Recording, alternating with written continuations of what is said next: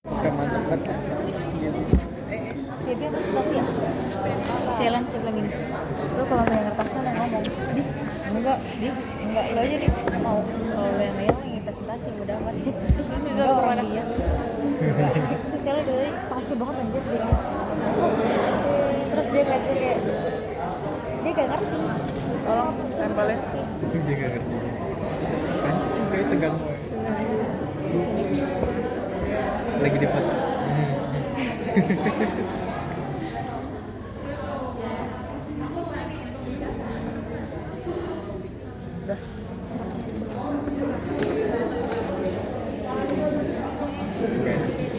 Yang kopi lagi bukan nggak bisa habis.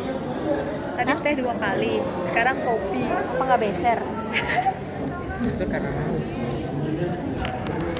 anjay najwa Coba dong lihat hasil presentasinya. Ada. Kan ini udah kayak ini.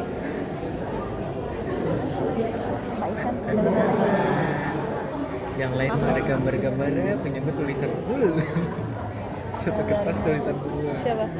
Oh, Fetri. itu aja tadi itu yang gambar coba gambar saya bisa gambar tapi saya nggak bisa warnain katanya jadi saya warnain Warna juga. pokoknya kalau lihat ada gambar mulut warnanya jelek itu cek Gambar apa?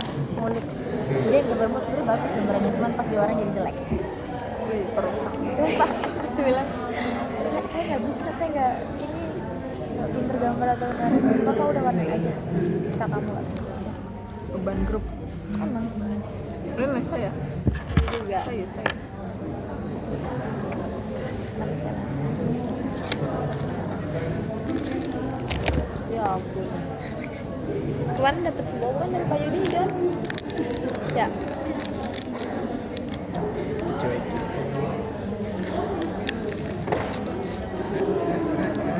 Jadi sebenarnya kalau lagi gak mau, saya suka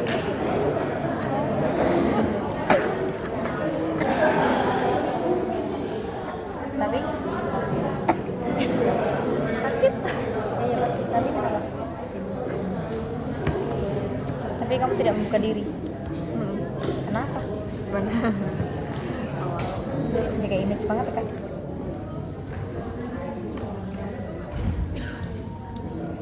itu ya menutupi apalagi pas gini gede aja abot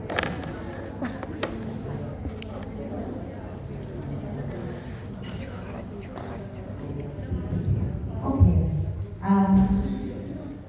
teman-teman HR lagi membantu untuk bagaimana caranya displaynya bisa muncul di layar yang barangkali membuat sepak bola ini. Tapi biar kita bisa menerapkan waktu lebih baik dan juga mungkin kita bisa mulai aja sambil teman-teman yang bekerja keras untuk ngatur rotate dan kelihatan yang lebih jelas. Ada grup yang mau volunteer mungkin untuk mulai duluan.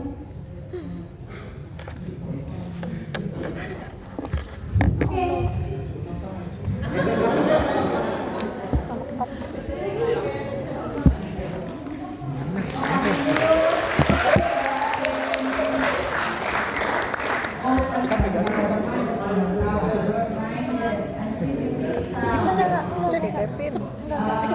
tapi ini grup C bang. Kak, itu Pak Isan tuh yang bener-bener yang kayak ya udah Ya apa C? lucu dan dia apa sih dari headmaster Terus Oh itu. keren kita lihat ya there you go itu Giginya seperti nggak ada gigi. kelompok C Halo semua, thank you ya. kelompok saya Aku volunteer yang pertama ada. Oke, tapi juga memang setelah tadi selama mempelajari mengenai ASEAN yaitu kami dari Growth Mindedness and Physically Sound. Kami merasa sebenarnya ini adalah salah satu style yang dari fondasi utama ya. Karena di start ini meng-highlight bahwa sebenarnya mana C warnanya mana bukan warna ini tuh bagus itu bukan C nggak ada semua C bagus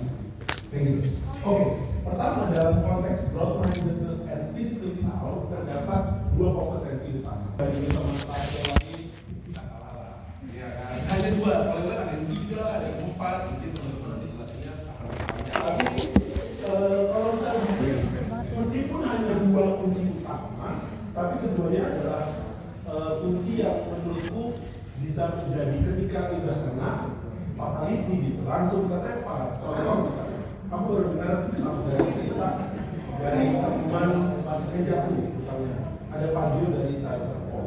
Tadi beliau cerita, saya pernah sakit gigi mas, ya Tuhan itu anak itu kalau berisik rasanya pusing saya. Itu adalah part dari kompetensi health. Dalam konteks kompetensi health yang diharapkan adalah secara use knowledge-nya di sini kita tuh paham mengenai apa, mengenai gaya hidup yang sehat sesuai kebutuhan masing-masing. Kenapa harus ada aspek sesuai kebutuhan masing-masing? Mungkin ada yang tahu? Kenapa?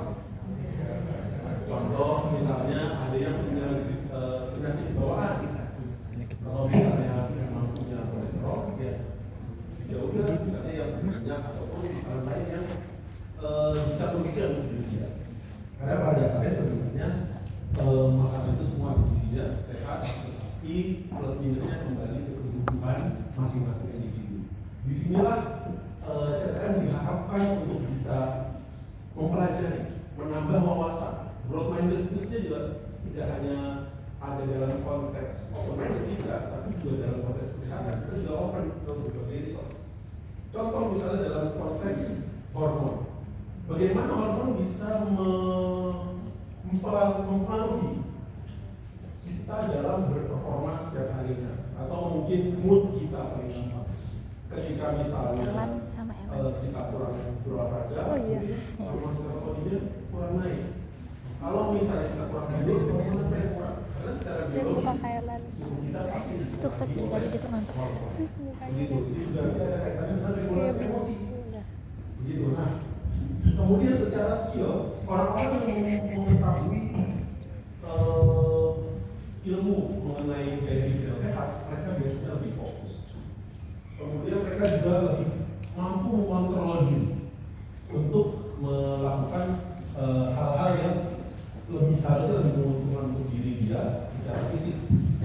Secara itu bagaimana? Aku tadi ngobrol sama Lan di sini, yaitu dia ini adalah salah satu pengajar taekwondo di site Lebak Bulus. Aku nanya kenapa sahabatmu itu atau atlet-atlet yang kamu kenal pasti kan kebanyakan sehat. Perilakunya sehat apa sih, Lan?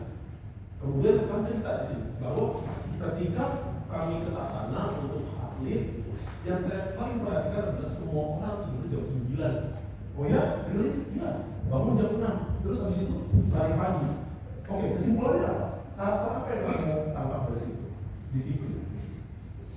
Itu adalah bentuk karakter yang sebenarnya kita mungkin semua orang punya potensi yang makanya saya tadi bilang. Semua orang punya potensi itu untuk menjadi individu yang sehat, untuk menjadi individu yang memiliki pengetahuan mengenai bagaimana saya merawat diri. Kalau memang aku lulus, ya dia sendiri ya, nggak apa. It's okay, terus juga bahasa sih, kita ada lulus aja. Nah, tapi pada dasarnya itu, ketika bicara bagaimana knowledge yang memiliki referensi yang banyak, kemudian secara skill sudah terlihat, dan akhirnya secara itu juga terlihat. Gitu. Kira-kira itu yang 4 dari kompetensi pertama. Kompetensi kedua, orang. Ya baik, untuk kompetensi kedua yaitu adalah open minded. Nah, lalu untuk yang knowledge-nya dari open minded ini itu mampu memahami dan menerima perspektif dari dari orang lain. Lalu untuk skill-nya itu diharapkan bisa berkomunikasi dan berinteraksi dengan baik. Ya. Nah, lalu untuk yang attitude-nya yaitu to each other. Jadi kita harus bisa menghargai dan menghormati pendapat orang lain dan tidak memaksakan pendapat kita gitu. Selanjutnya ya.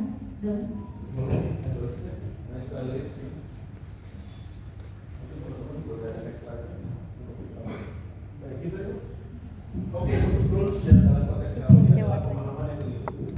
Jadi kita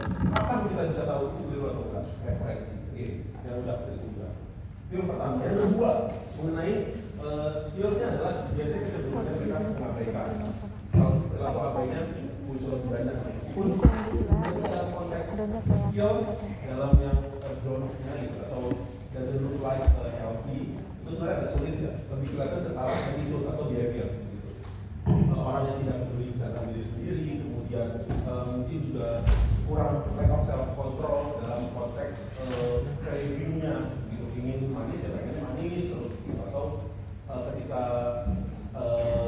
kurang sehat tapi masih dipaksain terus gitu belajar gitu. Padahal sebenarnya untuk berimbang optimal itu harus diseimbangkan. Kalau memang butuh belajar dulu gitu bisa apa-apa gitu. Kira-kira itu sih sebenarnya ringkasnya ya dari kompetensi healthy. Mungkin dari open-minded gimana dong sih?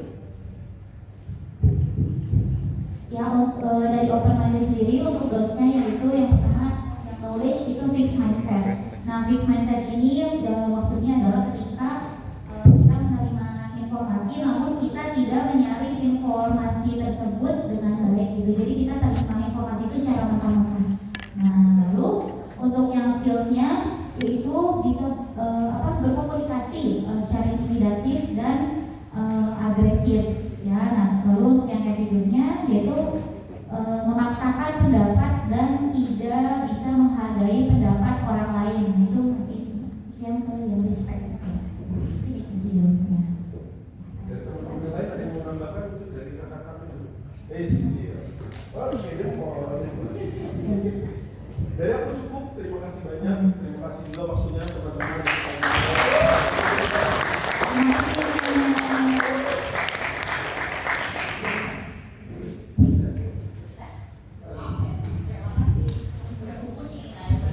Aku harus minta maaf, aku tadi lupa sampaikan waktu itu tujuannya tapi just in time, berarti udah sebentar lagi.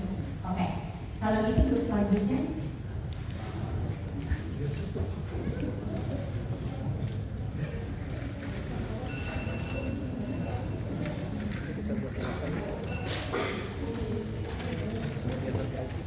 silakan maju, silakan beberapa tahu ya. Itu yang tadi orang waktu. Oke. Bukan. Siapa kalian enggak? Orang. Enggak ada. Satu dari kita. Itu 2-3 menit enggak?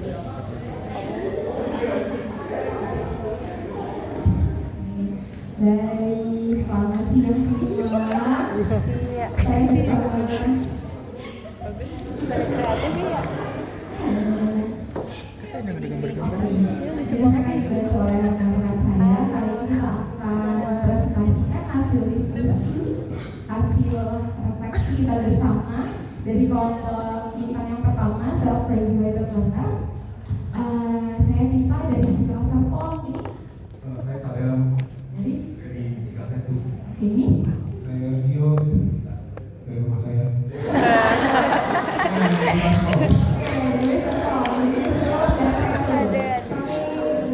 Kita lihat orangnya. Oh dia. Oke, kalau di self-regulated learner bedanya dengan yang tadi adalah di sini ada tiga aspek yang kita pelajari. Yang pertama adalah cognitive, yang kedua adalah self-reliant, dan yang adalah reflective. Nah, kita akan telusuri bersama-sama satu persatu. Kalau untuk yang cognitive, seseorang atau individu yang berkomitmen artinya adalah mereka menjadi individu yang fokus kepada tujuan yang mereka punya. Kemudian yang kedua adalah antusias. Jadi antusias terutama dalam hal ini adalah mencapai tujuan. Kalau kita di level sekolah berarti antusias untuk selalu belajar dan berkembang. Gitu. Karakter orang-orang yang committed artinya adalah ketika mereka melakukan sesuatu, mereka punya goal, mereka akan cari tahu caranya seperti apa. Kemudian ketika misalnya cara itu tidak efektif atau gagal, mereka akan mau untuk mencoba lagi, terus menerus. Bukan begitu? Mas Adam dan Pak Gio. Oke. Kemudian yang kedua, self-reliant. Jadi besides being really committed to their goals, mereka juga harus self-reliant. Artinya mereka mengandalkan diri mereka sendiri. Artinya semuanya datang dari internal. Aku ingin belajar karena aku tahu aku butuh belajar. Aku butuh ikut course ini karena aku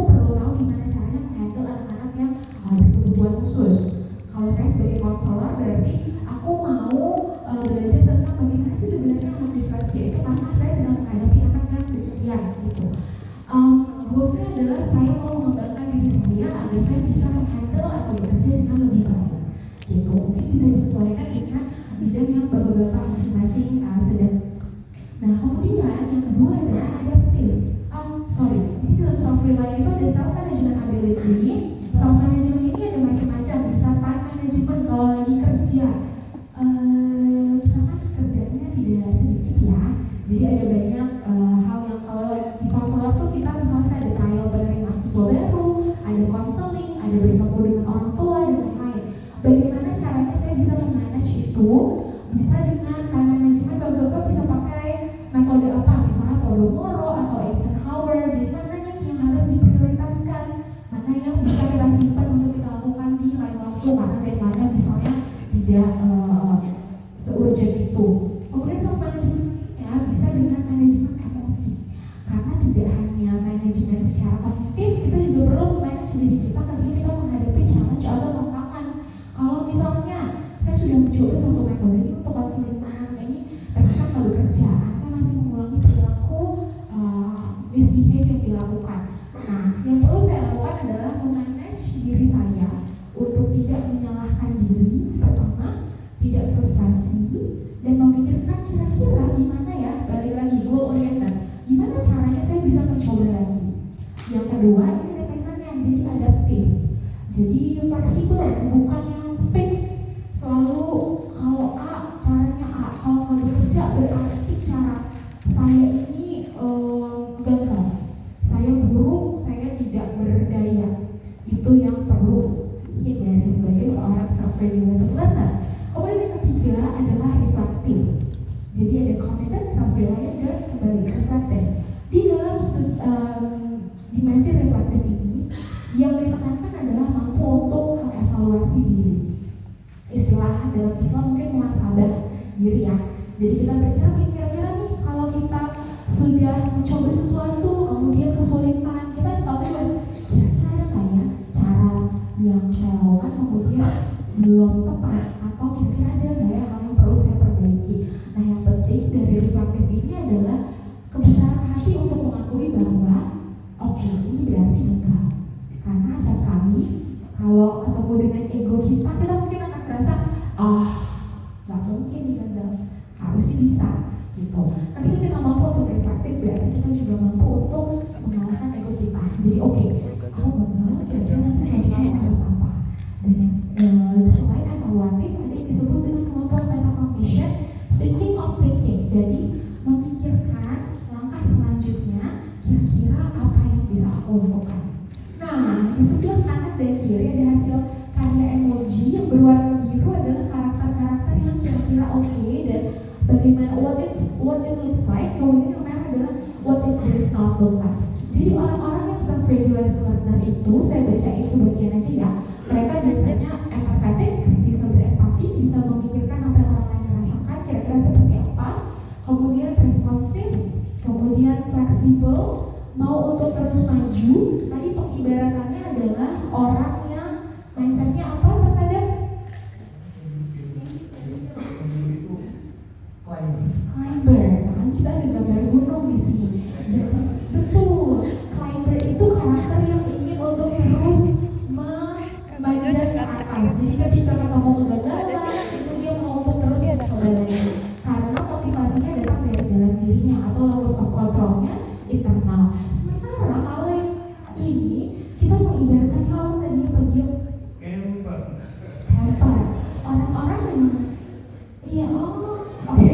Camper itu bukan yang dilemarin. Maksudnya adalah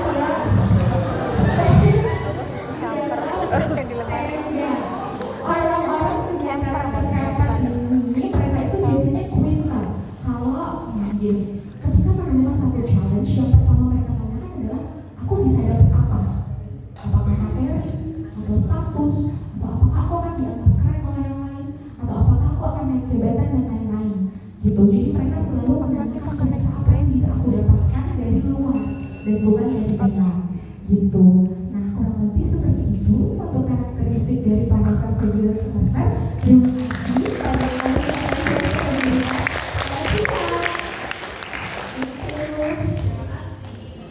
saya berbeda katanya bodyguard.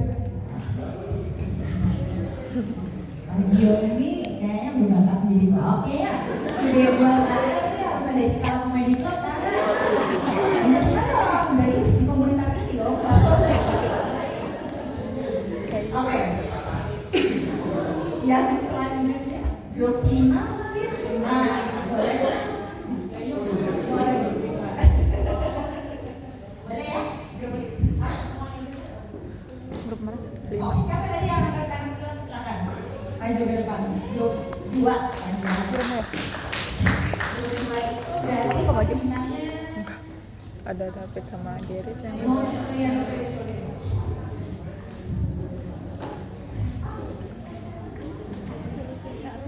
Papernya mana? tadi dibawa ke depan.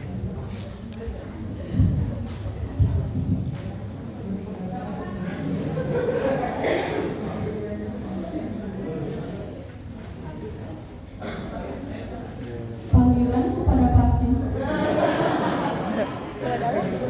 Pasti tuh dia. Bagus loh. Iya.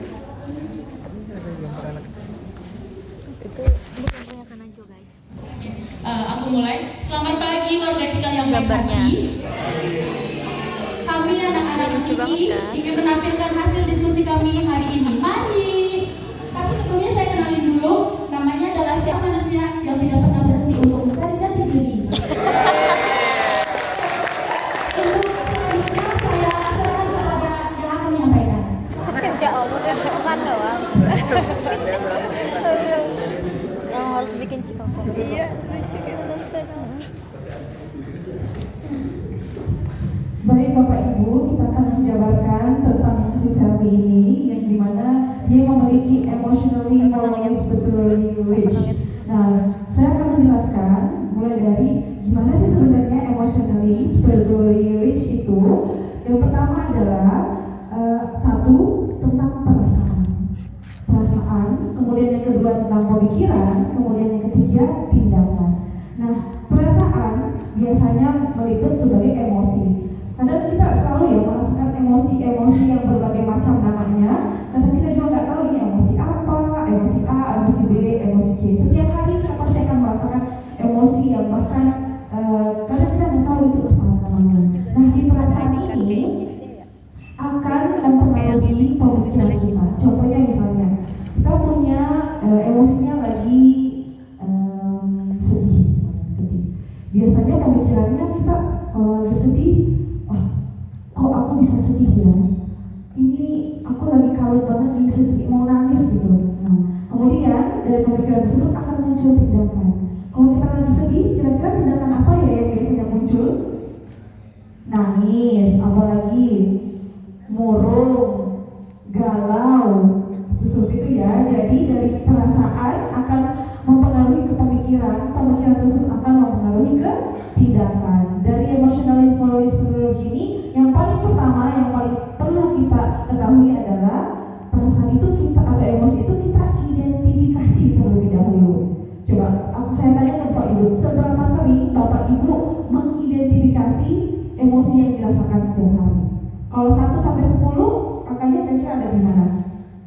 Yang paling tinggi ya? 7, berarti cukup sering ya, 7. Oh, ini apa ya? Kenapa ya? Emosi apa ini yang aku rasain? Kenapa ini penting? Karena dengan mengidentifikasi emosi tersebut, menamai emosi tersebut, kita bisa mempunyai pemikiran yang jelas. Oh, kalau aku merasakan emosi seperti ini, aku akan berpikir seperti ini. Kalau aku berpikiran seperti ini, kira-kira tindakan apa yang akan muncul? Bisa jadi tindakan A, tindakan yang positif, atau tindakan B, kita bilang tindakan yang negatif. Dari situ kita bisa tahu, kalau seperti ini, aku harus ambil tindakan seperti apa. Kalau tadi dari sedih, terus nangis, tindakannya udah aku galau aja, aku menyendiri aja. Itu misalnya tindakan B-nya yang negatif. Positifnya apa? Cari tahu kok bisa sedih. Kalau supaya sedih ini gak berlalu-lalu, aku harus gimana ya? Apa penyebabnya sedih ini ya? Aku harus gimana? Kurang lebih seperti itu ya. Jadi ingat kalau misalnya ada emosi yang dirasakan setiap hari, coba diidentifikasi dulu, kemudian cari tahu pemikiran apa yang akan muncul, kemudian tentukan tindakan apa yang Bapak Ibu akan ambil supaya mengambil tindakan yang tepat untuk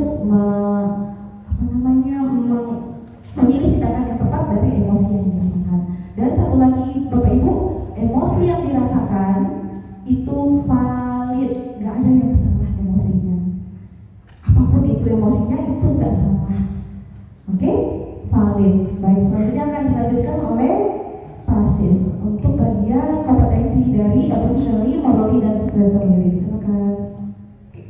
Asis. Oke, saya lanjutkan. Setelah kita memahami tentang perasaan, pemikiran, dan tindakan, maka ada 3 poin penting di dalam kompetensi tentang emotionally, morally, dan spiritually. 3 itu pertama adalah kerjasama.